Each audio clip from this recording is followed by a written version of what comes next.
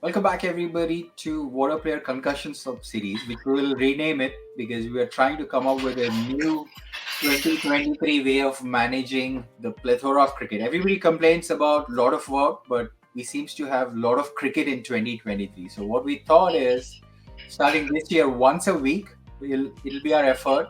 जुम्मे के दिन सारा क्रिकेट राउंड अप करेंगे, देखेंगे क्या चल रहा है सारी दुनिया में. So to talk about it, we have Sanjay Dubey, who is a Fakar Zaman fan, Shivam Dubey, who has an update about Rishab Pant, and Anil Jain from Urvashi Rutela.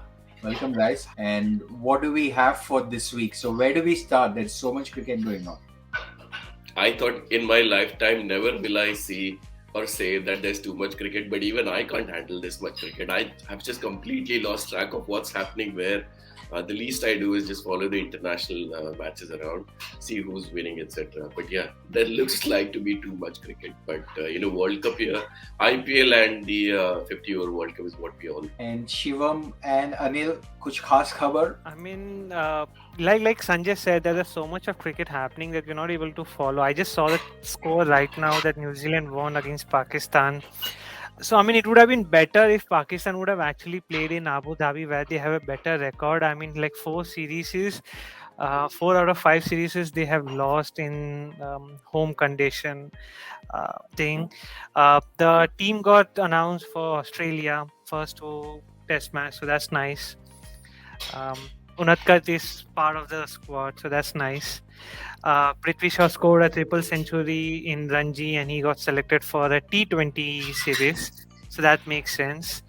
But yeah, there's so much of cricket happening. I wanted to follow the South African T20 league, but some other reason not able to follow that also. And now I just saw that the Dubai series also has started. So yeah, too much of cricket, yeah. In context of too much cricket, let me define. There are 7 international tours going on: Australia, South Africa, Pakistan, New Zealand, India, Sri Lanka, Zimbabwe, Ireland, India, New Zealand is coming up. Australia versus Pakistan Women's Series is going on, and a Women's Tri-Series T20 in South Africa. And then you have an Under-19 Women's World Cup. And on top of it, like Anil and Shivam mentioned, there are T20 and T10 tournaments: BBL, SA T20, IL T20, Lanka Premier League got finished recently. Then you have Super Smash, which is for New Zealand. So there is a lot of it happening. But I think Bangladesh also is having their Premier T20 series going. I have now. And there's one more Mumbai Andhra league happening. No new found respect for IPL. I mean, we all know it's BCCI, the strongest board. But imagine when IPL is going on, there is no other cricket happening apart from 2-3 international tours here and there. But अभी इस time पे see Bangladesh premier league, big bash, South Africa and Dubai leagues. So I mean, even the players would be confused कि कहाँ जाके खेलना है, कौन सी team में. कभी कभार तो भूल जाते होंगे आज यहाँ खेलना है, कल उस टीम से खेलना है. Nee, I think there's this one factor that makes it very clear for them where they have to play. What? Yeah.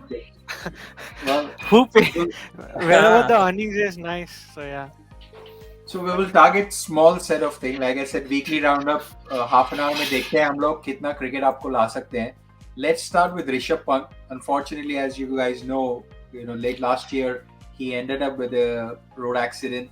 He's recovering, so our thoughts and prayers are for his support. So Shivam, any indication if IPL readiness, or is he going to be available like June, July? From what I read, he's not going to be up and running until June. Yeah, I think for all money he's out of IPL for this year. But at least the good part is, I read the reports and on TV. I think the biggest thing is he survived, because it could have been fatal. And of course, it's really sad that he'll miss cricket for whatever 6, 7 months, 8 months, and that too probably at his almost peak. If you can say. Glad that he survived. Want to see him back on the park. For DC, I think so they've approached me as a replacement player, but I have to look at some other commitments and let's see. फिर एक तो देखो, एक team में 2 गुंडे नहीं हो सकते. फिर वार्नर को भी कैप्टन बनना है, मुझे भी कैप्टन बनना है. So let's see how it goes. But hopefully, opportunity for Sarfaraz to play all 14 games, and let's see.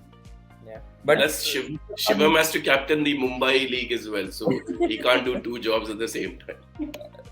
but Rishab Oh, Pant sure. is irreplaceable. I mean, DC would be in trouble. From yesterday's news, what I read, he went through a knee surgery, and doctors suggested that rehabilitation will start soon and it will take time to recover. My goal would be if he's going to be ready by the 50 over World Cup, I think that will be perfect for India.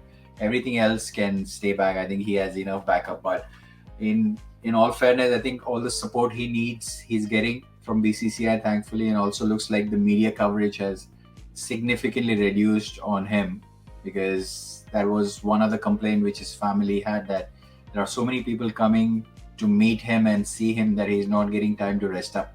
Hopefully, back in Mumbai, it is much more tighter for visitors to go in and unless necessary. So that's on Rishabh Pant. We all miss him. But guess what? That gives opportunity for Ishan Kishan and Sanju Samson. One day international series between India and Sri Lanka. So Samson is injured. Ishan Kishan doesn't get a place. And KL Rahul continues to prosper. Sanjay Dubey? Ishan Kishan obviously scored the double hundred in the dead rubber against Bangladesh. Shubman Gill, to be fair to the selectors or the team management, had done enough to retain his place. And even KL Rahul, I mean, as much as we may question his strike rate in the T20s, IPL, and his form in test matches, one day he's done reasonably well. And considering the Surya Kumar Yadav, maybe he'd find himself unlucky. But if the management decided they want to go with this combination, it's fine by me. The only problem I have with playing Gill and KL Rahul, or in fact playing KL Rahul as a keeper, is whether he's good enough to play as a keeper in the 50 over World Cup in the longer format, where all the games will come thick and fast. You don't want him to you don't want to lose KL Rahul, the batter for the wicketkeeper. So if that works for him, then yeah, why not? But I probably want to see more bowling options, which has always been my concern. Good to see Hardik Pandya getting more overs under his belt in the ODI series. But as expected, India has already won the T20 and the ODI series and the T20 series, and hopefully they'll win the last one as well. But all the players benched might get the go. What is the argument though, Anil Jain? What do you think? Dropping Ishan Kishan or not giving him chance on the next ODI at the back of double 100, was it the right decision? There was a lot of chitty chatter about. I mean, see, you have to look at it from a little longer perspective.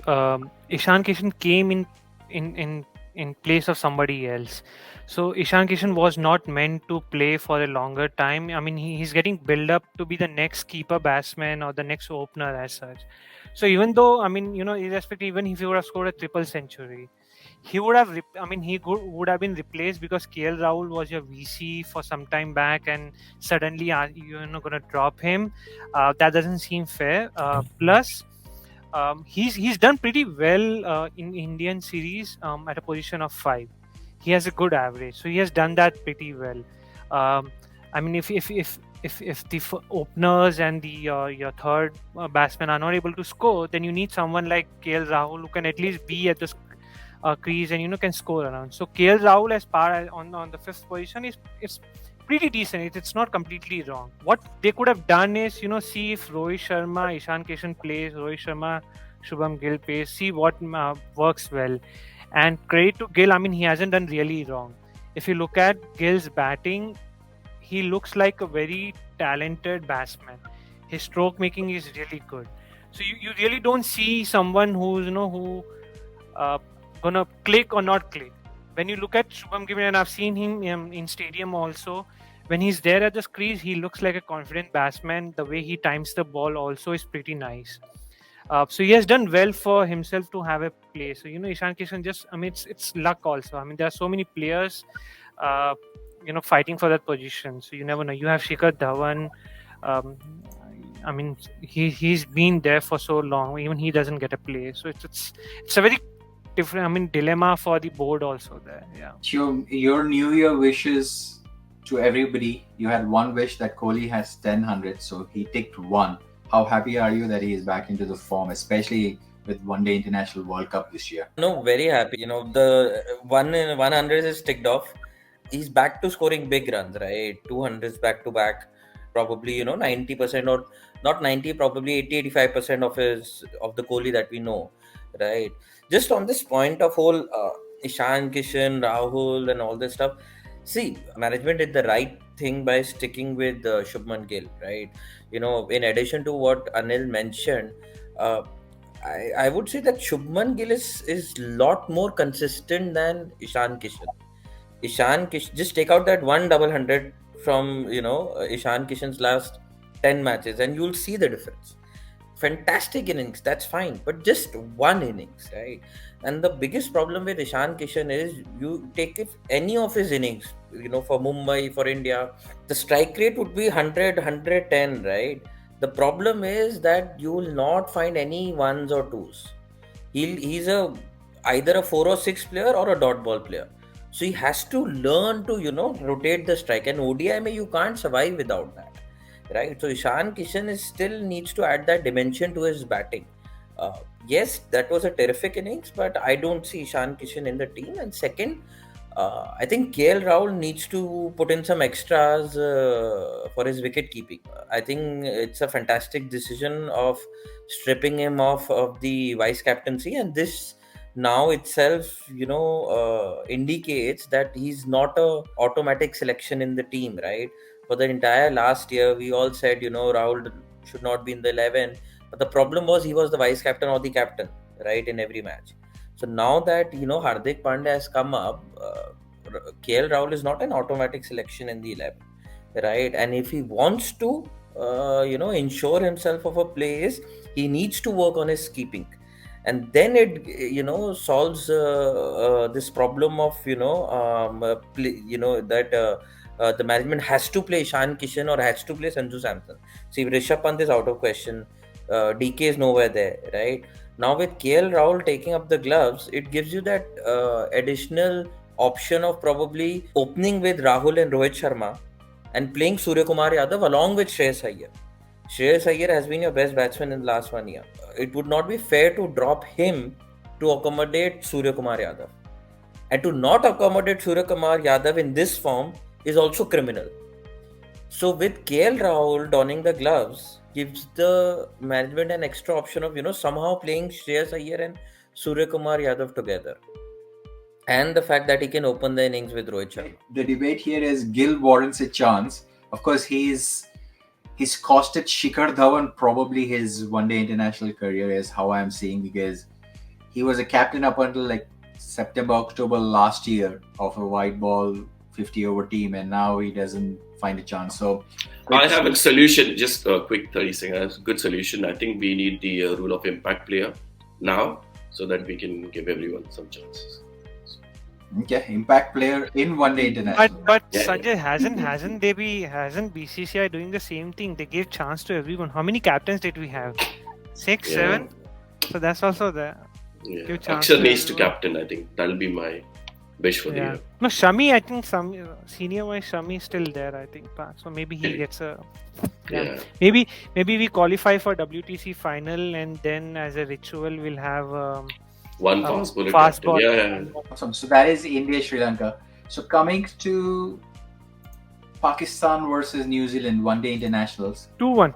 New Zealand won the series. New Zealand won the series. Breaking news. Yeah. So thankfully that. And then from Australia visiting India for Border Gavaskar Trophy. I think that is another big watch series, because World T20 Championship finals is at stake for India. Australia are through, in all fairness, for them to be there. So what can we expect, Sanjay Dubey? Of course, Ravichandran Ashwin at home is going to be ultra strong from a spin department point of view. Aussies, I know West Indies and South Africa did not give any fight in their home series, but they have that winning momentum behind them.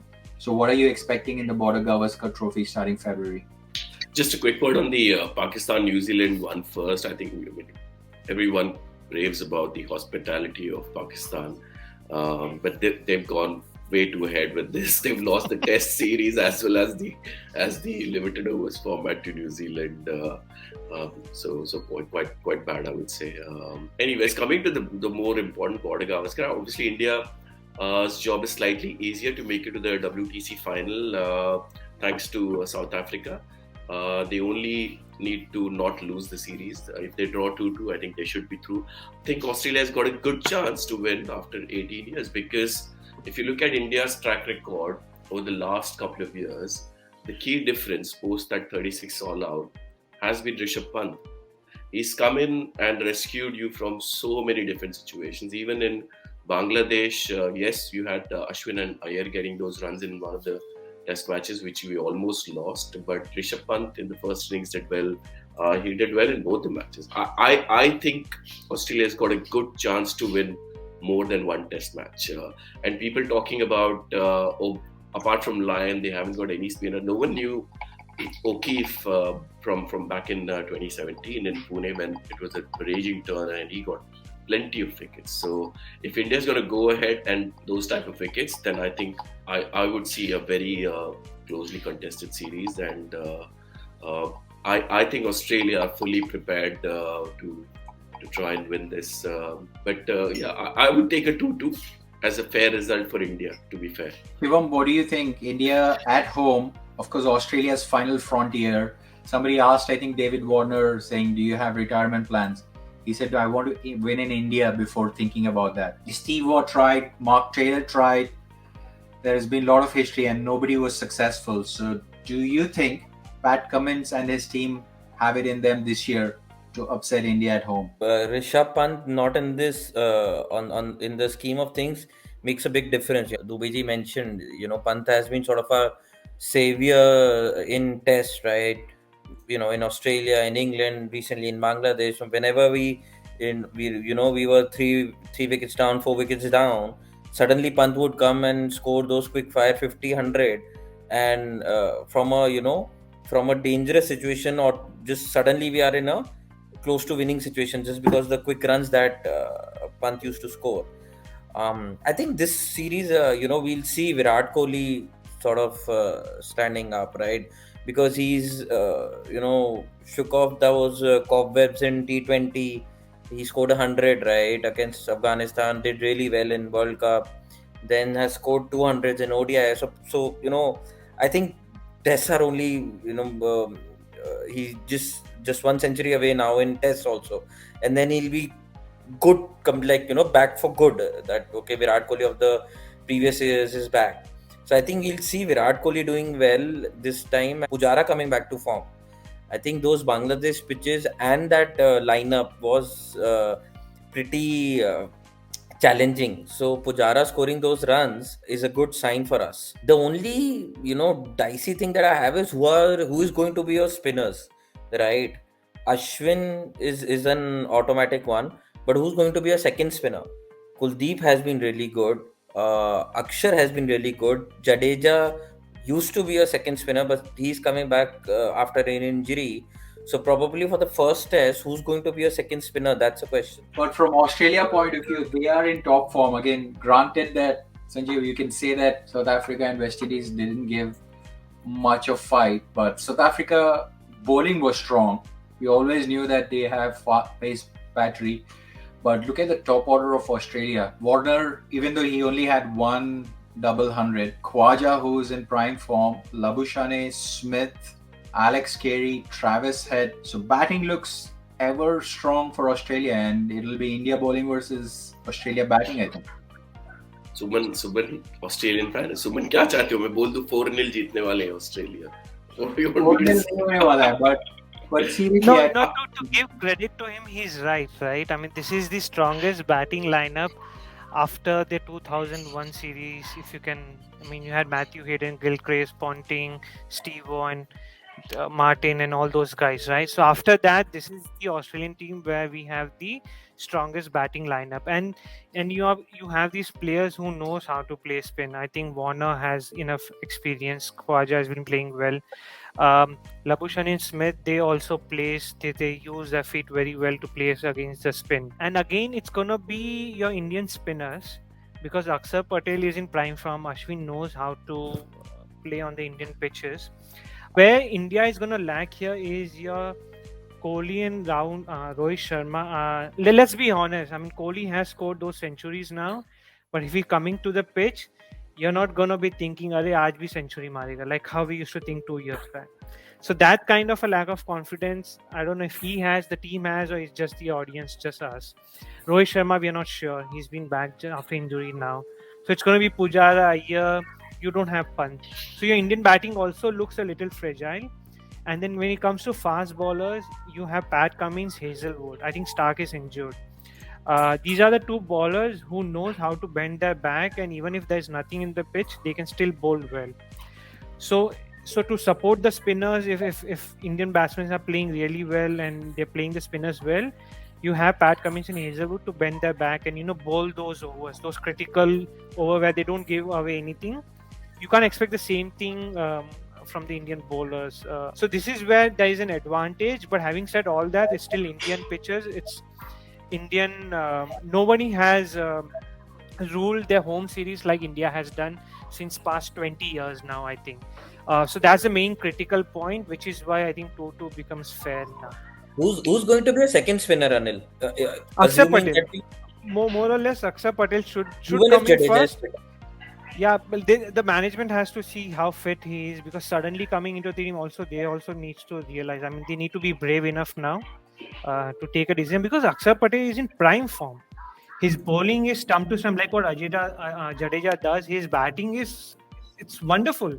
Like Akshar Patel is there, and then you can imagine that okay, we still have a proper batsman. You don't have Pant. You need a proper left-hand batsman also, and Akshar Patel looks like a better batsman right now. And we don't know how Jadeja is gonna be after being injured for so long.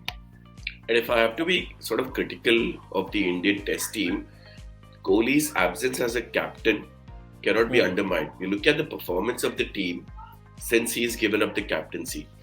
We've lost games which we should have easily won, and those are the type of games which almost all the time we had won under Kohli's captaincy. You look at how we lost against England, South Africa, Bangladesh, almost Bangladesh. So it's been in steady decline. That's the reason for my pessimism. They've not come up against a very strong Australian side who are high on confidence. They'll be well rested as well. I think quite fresh. Whereas Indian team has been on the go. A lot of the senior players have been playing the home series this time. So it'll be very interesting. I think it'll be a fascinating series. See, we always think of Labuschagne, Smith, and Warner, but I'm telling you, in this Australia batting lineup, I think the fulcrum of that batting order is Travis Head. I'm a big fan of Travis Head. I mean, look at last 18 months. He's the one who has scored those difficult runs. Matlab, Australia is 70 for 4, and suddenly this guy comes and scores 100 out of 80 balls, just like Rishab Pant.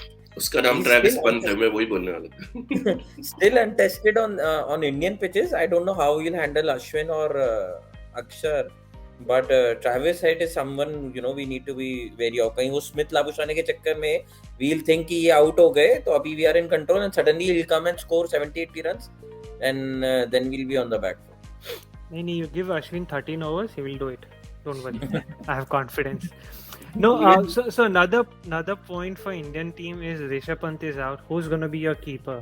So there are 3 keepers, but 2 has been nominated as keeper in the team. If you see the list, is Ishan Kishan and KS Bharat. So I mean, that's also a main thing. Like, how well are they going to keep? Because the pitches are going to turn. You need someone to manage Ashwin. Pant wasn't enough at some point. So how is Kishan and Bharat are going to do? So that's another thing that to look at. The only thing that works for Ishan Kishan is he's a left-hander. KS Bharat, in pecking order, I think he should definitely be the one who gets it. Yeah, I personally think KS Bharat will do, because an expert specialist wicketkeeper, and also I think his domestic scores have been good. Ishan Kishan getting a test cap, I'd be happy, but it looks unlikely that he is going to get it. But Suman, if you look at how BCCI has and the team management has selected, if he's a specialist keeper, then he's going to be out, like what happened with Saha. Okay. So you never know. No, I'm told that Dravid told Saha to भाई अभी आराम कर ले, हाँ, हो गया, अभी हो बहुत गया तेरा, सर्विस हो गई. अभी कमेंट्री का टाइम है. नहीं, Yes. but if I am KS Bharat and if Ishan gets the test cap, I'll be, of course, anybody would be disappointed. But if you see, KS Bharat has been your second keeper for the last 12 months, right? Yeah. And so he has to play. For even if Ishan Kishan had scored a 100 in that ODI, even then KS Bharat had to play. Otherwise, what was the point of having him as the second keeper, right? All these 15-18 months. At least play him the first 2 matches and then see how it goes. So switching to the next topic, because this is weekly roundup. This is a little bit of a serious topic. Australia cricket team pulling out of Afghanistan cricket series over Taliban restrictions on women. Australia were supposed to tour Afghanistan, but there is a women and girl education and employment restrictions going on. So Cricket Australia released a statement saying that we are committed to supporting growing game for women and men around the world, including Afghanistan, and will continue to engage and in the anticipation of improving conditions for women and girls in the country. So I would like to get some reactions from all three of you. Cricket versus politics, starting with Sanjay. I think as much as a lot of people would like to think cricket and politics shouldn't mix, but it has always mixed and it will always. People, politicians, governments will use sports to make a statement. So I'm not surprised what Australia has done. It's a difficult one because yes, no one's condoning what Taliban does, etc. People want equal rights, especially in 21st century. All the things that are happening, not done. How can this be managed better is something which maybe they could have done differently because yes, on one hand you want to make a statement, but on the other hand, is there anything you can do differently to help the Afghan players? Because I've seen very strong reactions from the team. People considering giving up their big bash contracts, etc. And this is not a rich board. They've never played an international cricket in their home country, from what I understand. So they would have played this series somewhere else. But it's a tough call. Both sides have very good arguments for what they are doing. Say someone like a Rashid Khan not playing Big Bash League would be something which I would be disappointed. But there is no easy answer to this. It is a tough one. The only thing I would blame Cricket Australia is to not host and play some of these smaller nations more often. Which I think India can be blamed as well. I mean, Bangladesh toured India after like 12, 14, 15 years of making international debut. So I think it doesn't really benefit the boards to play these smaller nations in terms of cricketing terms. But yeah, it's a tough call. But I wish there's some middle ground which can be met, because if you want to boycott a particular team, then because looking at strong statements made in sports, look at what the Iranian team did at the World Cup. I mean, nothing can be more stronger than that. So yeah, it's a tough one. But there are few arguments on Twitter I read that this decision probably is the betterment for Afghanistan, because by pulling out, Australia is pulling out, is making a statement that you're going to lose important revenue streams or important support structure if you don't support women and girls. So what is your view on it? Again, there are two sides to the coin, sports versus politics, but I'm really interested to hear both of your thoughts. Sports, politics have always been part of it. I mean, there's never been, we have, in cricket only, we had cases from apartheid where South African was not allowed. We can go back to Olympics and other incidents like that, Russia getting not, there are quite a few cases. So it's not just cricket, it's been across sports. Politics and sports have been linked from ages. But what I think is that if Australia thinks that they're going to affect Taliban's thinking by doing this, I think they are wrong. I mean, you can think about revenue stream and things like that. I don't think so Taliban believes in that in that ways. They have, the reason, it's a simple economics. The more people who works, the better is it for a country. So if they really bothered about economics and money and those things, they wouldn't have taken the steps of women are not allowed to work. So it's not about that. I don't know why Australia did this, because one country taking that decision it's not going to affect Taliban, or it's not going to affect, because it's not also in Afghanistan's cricket board, right? It's not in their control also.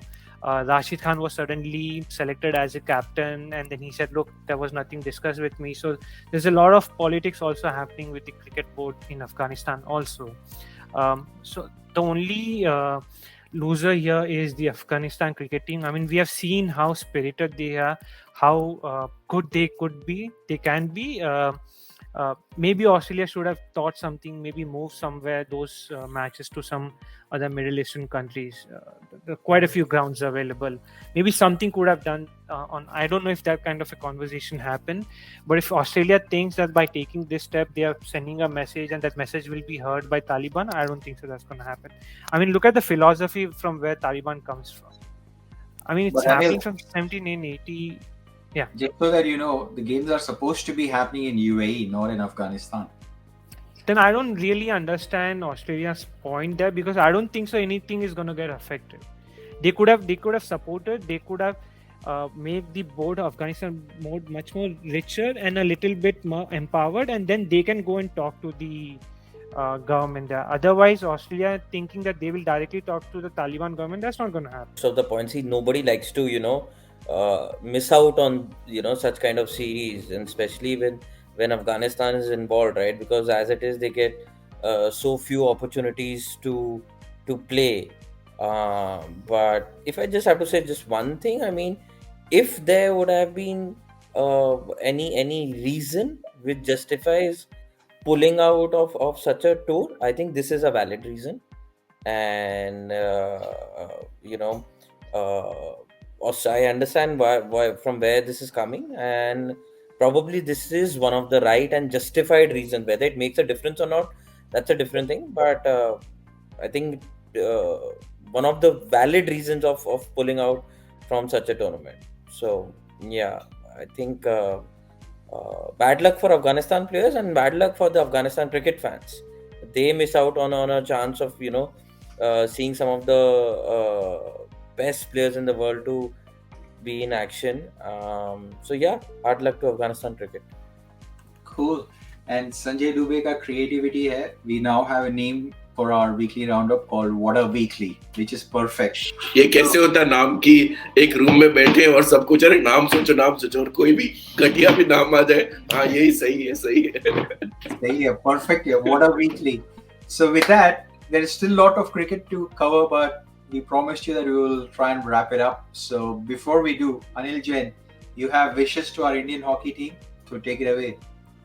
Yeah, I just want to wish the Indian hockey team all the best.